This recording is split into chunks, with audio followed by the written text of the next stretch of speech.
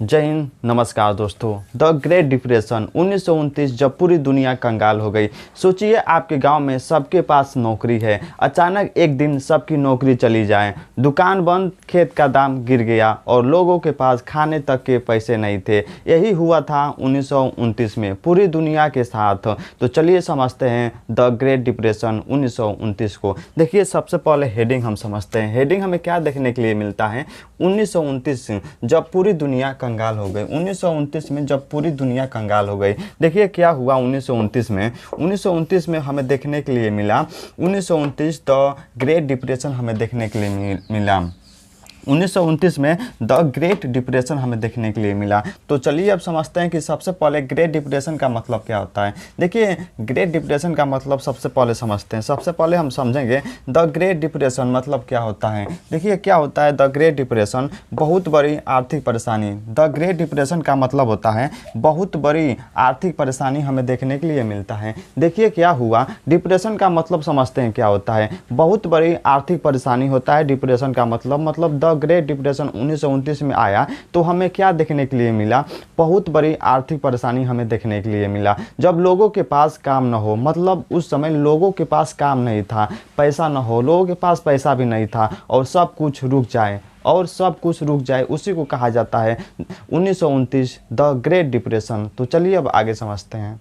तो चलिए अब समझते हैं बिफोर द क्राइसिस, जब आर्थिक संकट आया में तो उसके पहले हमें क्या देखने के लिए मिला उसको समझते हैं और देखते हैं। देखिए बिफोर द क्राइसिस के पहले क्या हमें देखने के लिए मिला? 1929 के पहले हमें क्या देखने के लिए मिला? लोग अमीर हो रहे थे। 1929 के पहले क्या हुआ? लोग अमीर हो रहे थे। उसके बाद हमें क्या देखने के लिए मिला? सब शेयर खरीद रहे थे। मतलब पहले लोग अमीर हो रहे थे, 1929 के पहले लोग अमीर हो रहे थे, उसके बाद सब शेयर खरीद रहे थे।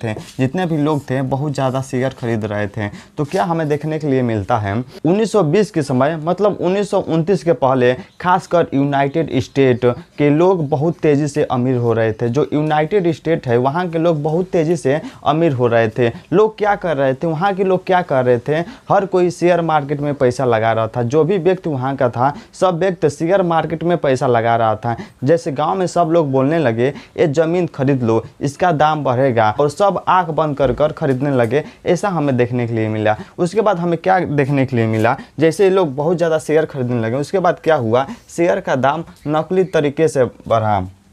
जो शेयर का दाम था वो नकली तरीके से उसको शेयर का दाम को बढ़ा दिया गया।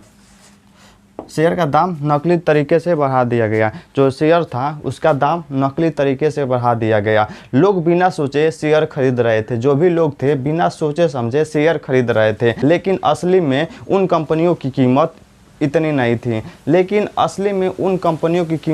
नहीं थी। जितनी लोग सोच रहे थे। फिर क्या हुआ? फिर क्या ही होगा? एक दिन लोगों को लगा अरे ये तो नकली है। उसके बाद हमें क्या देखने के लिए मिला? तो चलिए अब आगे समझते हैं। तो अब समझते हैं जब लोगों को लगा कि शेयर का दाम नकली तरीके से बढ़ा, उसके बाद हमें क्या देखने के लिए मिला? देखिए 24 अक्टूबर 1929 में क्या हमें देखने के लिए मिला? डेट था 24, महीना था अक्टूबर और साल था 1929। हमें देखने के लिए मिला। 1929 हमें देखने के लिए मिला। देखिए डेट था 24 अक्टूबर, डेट 24 महीना अक्टूबर और समय था 1929 का समय था। उस दिन हमें क्या देखने के लिए मिला? देखिए क्या हुआ 24 अक्टूबर 1929 को क्या हुआ? अचानक लोग शेयर बेचने लगे। तो उसके बाद क्या हुआ? 24 अक्टूबर 1929 के बाद लोग जो शेयर खरीद रहे थे उस शेयर को बेचने लगे। इस दिन को कहते हैं, उसी दिन को कहा जाता है 24 अक्टूबर 1929। इसी दिन को कहा जाता है वॉल स्ट्रीट क्रैश ऑफ 1929 के नाम से जाना जाता है। 24 अक्टूबर 1929 को वॉल स्ट्रीट क्रैश ऑफ 1929 के नाम से जाना जाता है। किस नाम से जाना जाता है? वॉल स्ट्रीट क्रैश ऑफ 1929 के नाम से जाना जाता है। उस दिन लोग जितना शेयर खरीद रहे थे सब शेयर बेचने लगे। कुछ घंटों में ही करोड़ों लोगों का पैसा खत्म हो गया। What happened to people? क्या उसके बाद हमें क्या देखने के लिए मिला? देखिए नौकरी चली गई लोगों की। क्या हुआ? उसके बाद हमें नौकरी चली गई। उसके बाद देखिए बैंक बंद हो गए, जो बैंक था वो बंद हो गए। उसके बाद क्या हुआ? लोग भूखे हो गए।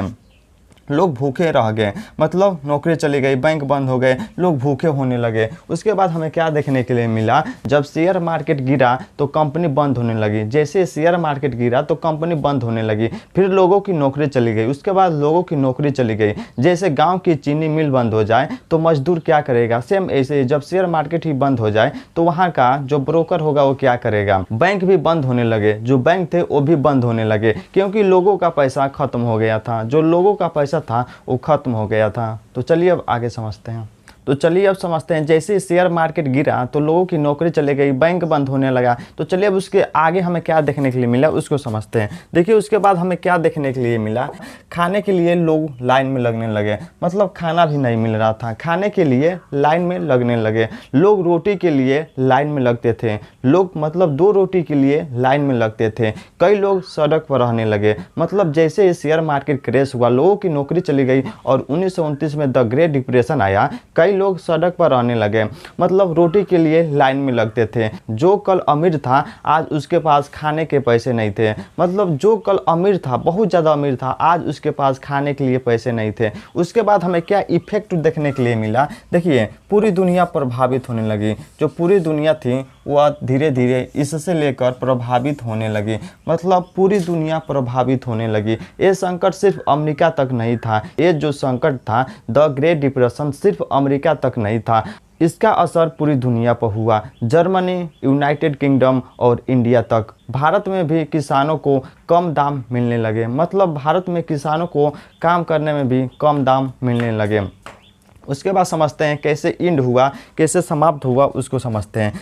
कैसे द ग्रेट डिप्रेशन ख़त्म हुआ, कब हमें देखने के लिए मिला, क्या क्या उसमें मतलब ख़त्म हुआ उसको समझते हैं। सरकार ने मदद की, जो सरकार थी वहाँ पर मदद थी, जो सरकार थी वहाँ पर उन लोगों की मदद की, मतलब हमें यह बहुत ज़्यादा अमेरिका में देखने के लिए मिला द ग्रेट डिप्रेशन, मतलब वहाँ की सरकार ने लोगों को बहुत ज़्यादा मदद की। फिर क्या हुआ, सरकार ने मदद की, मतलब सरकार ने मदद की, सबसे ज़्यादा इफेक्ट हमें अमेरिका में देखने के लिए मिला। फिर अमेरिका के प्रेसिडेंट बने, फिर अमेरिका के प्रेसिडेंट बने, फिर अमेरिका के राष्ट्रपति बने, जिनका नाम था फ्रैंकलिन डी रूजवेल्ट के नाम से जाना जाता है। इन्होंने क्या किया, इन्होंने वहाँ के लोगों को, इन्होंने गरीबों को काम दिया। जैसे ही फ्रैंकलिन डी रूजवेल्ट ने अमेरिका के राष्ट्रपति बने, उन्होंने गरीबों को काम दिया। उन्होंने क्या किया, गरीबों को काम दिया, सड़कें बनवाई, न्यू सड़कें बनवाई और मदद शुरू की, और धीरे धीरे मदद शुरू हुई। इसी को कहा जाता है न्यू डील के नाम से जाना जाता है। जैसे इसी को